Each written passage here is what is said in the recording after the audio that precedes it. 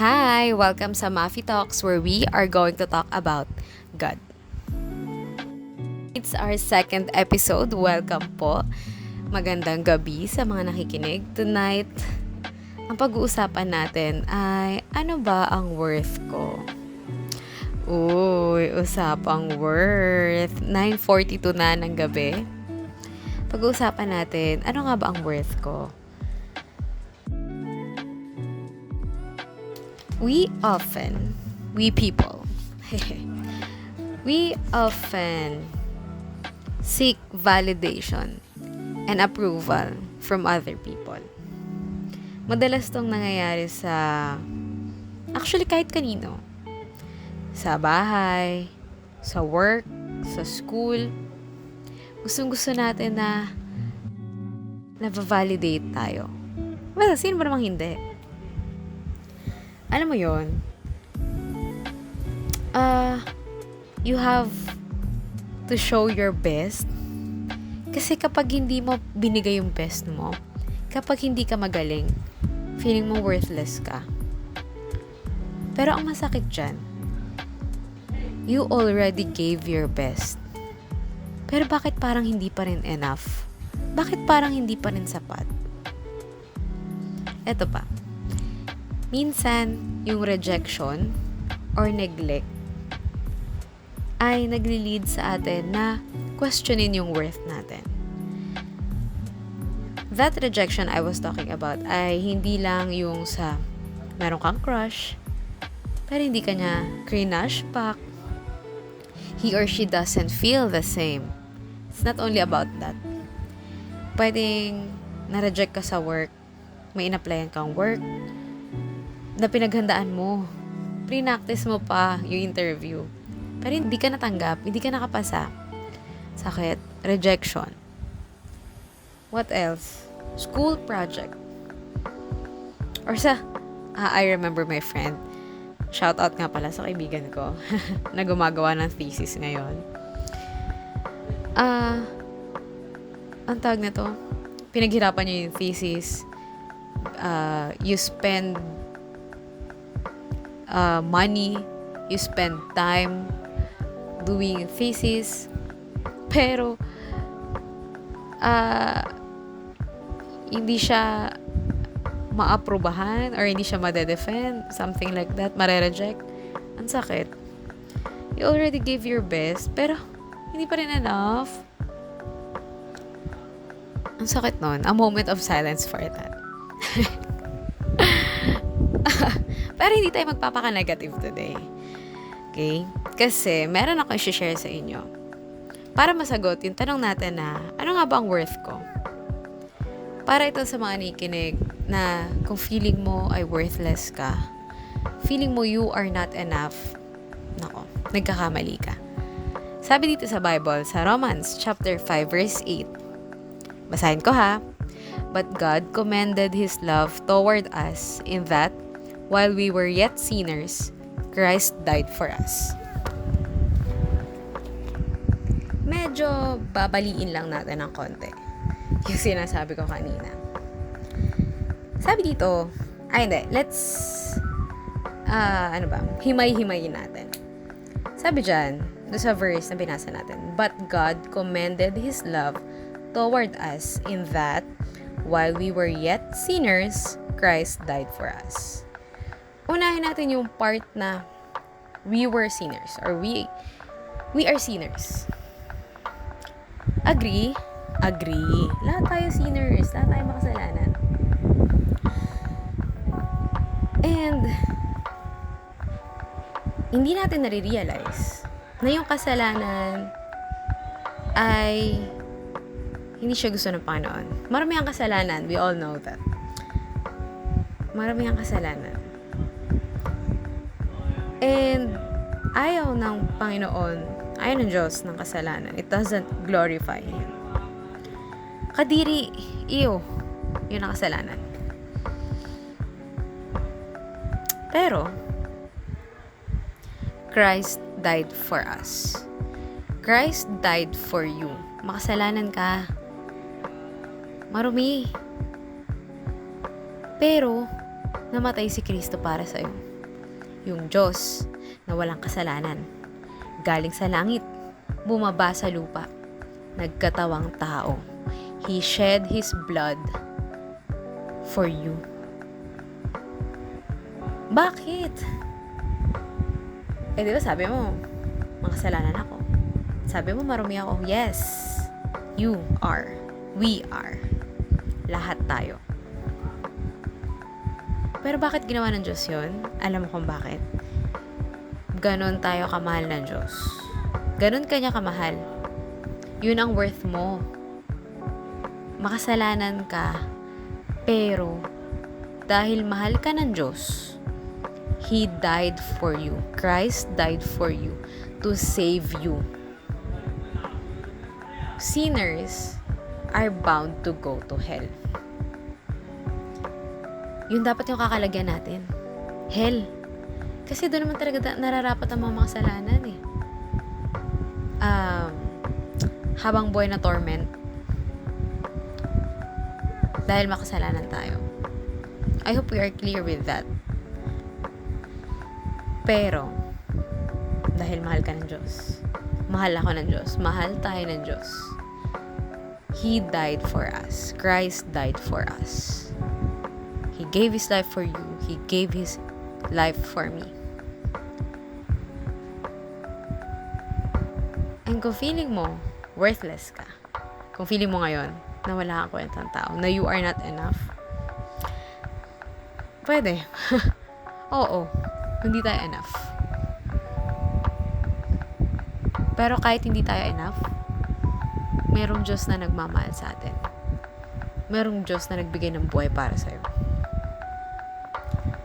Alam mo yun? Alam niyo ba? Chismis.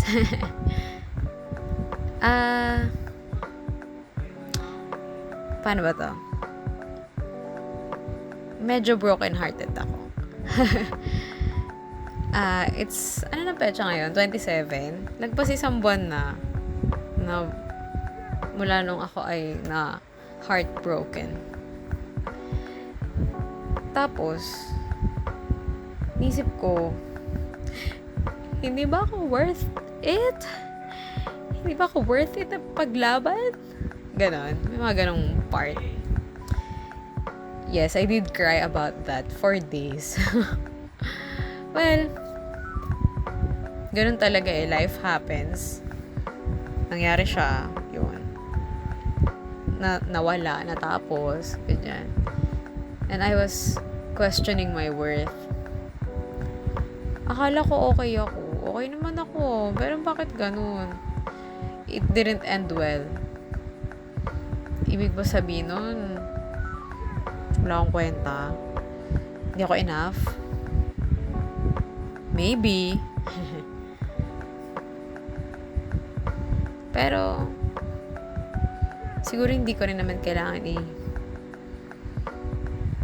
prove sa ibang tao yung worth ko. Kasi, deep down, I know, someone died for me. Someone gave his life for me. And I am very thankful. I am very grateful for that. Ang sarap sa pakiramdam na alam mong mahal ka ng Diyos. I think that's all we need eh. Na ma-realize natin na una, makasalanan tayo.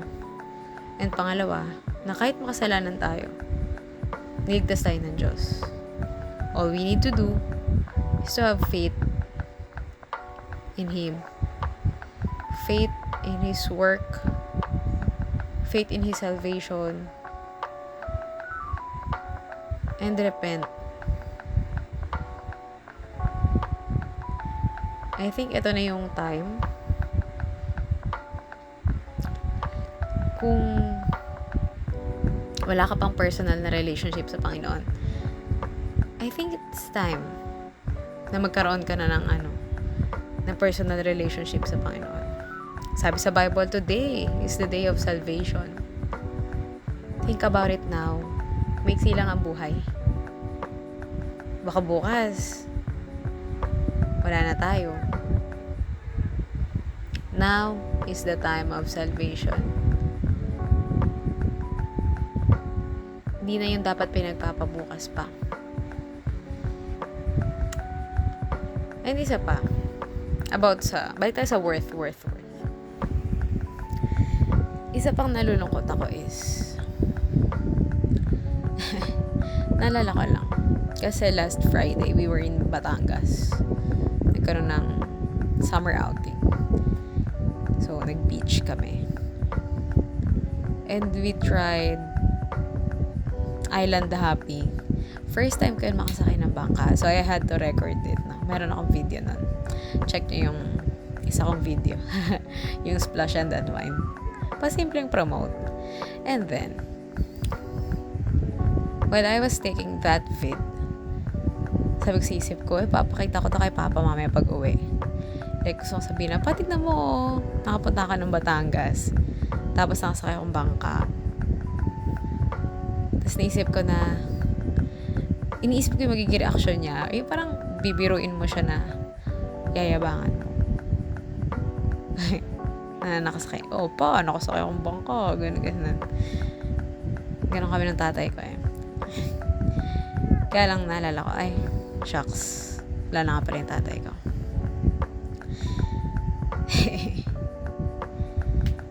Tapos isa pa. Meron akong co-teacher. Galing siyang probinsya.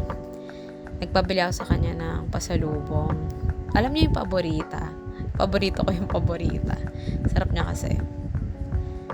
Tapos nung nabigay na niya sa akin last Monday, nasa isip ko naman nun, totoo ako.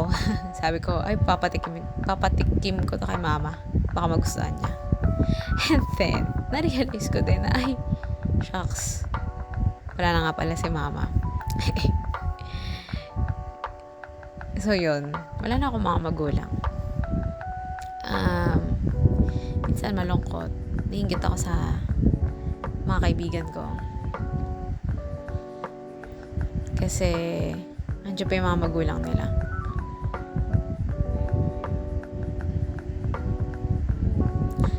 Tapos, so yun, may time na malungkot. Kasi, syempre, minsan, kailangan mo yung magulang mo. Pero wala siya. Wala sila. You had to deal with things on your own. Kaya, may mga bagay ka na kailangan mo i-figure out. Pero on your own nga lang. Pero, nagpapasalamat pa rin ako sa Diyos. I'm still thankful and grateful kasi kahit na mag-isa na lang ako sa buhay, I feel His love.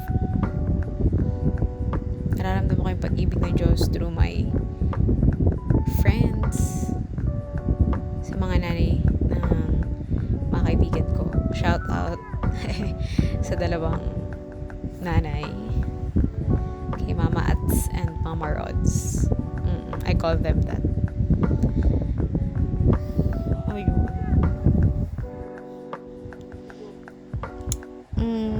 Kahit di ko na talaga sila nanay, kaya nararamdaman kong may nanay ako. And then and then sa work, I'm blessed.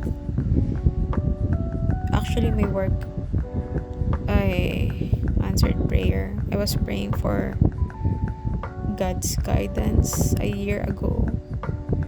Kung anong balak niya sa akin after Bible school. And I got an answer. It was, tuturo sa school. I'm so blessed with mababait na co-teachers. Okay yung environment. I'm friends with almost everyone. Mabait sila. Caring, thoughtful. Tapos yung mga besties ko din. Shout out again sa mga besties ko dyan. Nararamdaman ko yung pag-ibig ng Diyos through different people. Mga tao sa church, mga estudyante ko sa church, I feel loved.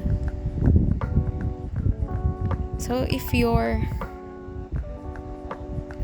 still questioning your worth, okay lang naman siguro na hindi tayo enough. Nakita ko lang dito sa isang post minsan okay lang siguro na hindi tayo enough para malaman natin kung anong kulang sa atin. And that kulang, that void, ay ang kailangan nun si Jesus Christ. Everyone needs Jesus. Siya lang yung daan patungong kaligtasan, sabi ng Bible. And siguro nga okay lang yun. Pero ang sarap isipin na kahit hindi tayo enough, He gave His life for us. Sana itong word of God ngayong gabi, Romans chapter 5 verse 8, ay naging eye-opener sa atin. No? Sana gumaan yung pakaramdam mo. So, I guess hanggang dito na lang muna tayo ngayon. Thank you, Lord, for today. Salamat sa pag-ibig mo. Salamat sa pagliligtas sa amin. Sarap sa pakaramdam. Ang saya. Simula nang tinanggap ko si Jesus. Hindi madali yung buhay. Pero, I always feel His love. Alam ko hindi ako pinapabayaan ng Panginoon. So, hanggang dito na lang muna tayo. Good night!